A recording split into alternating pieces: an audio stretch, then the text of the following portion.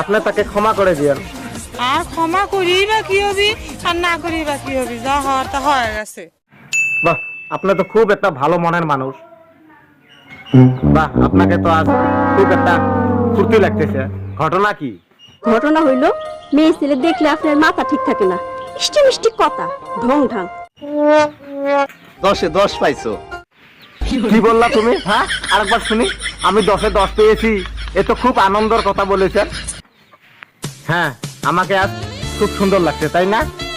কারণ আমি আজ মেয়ে দেখতে যাচ্ছি, ঠিক আছে?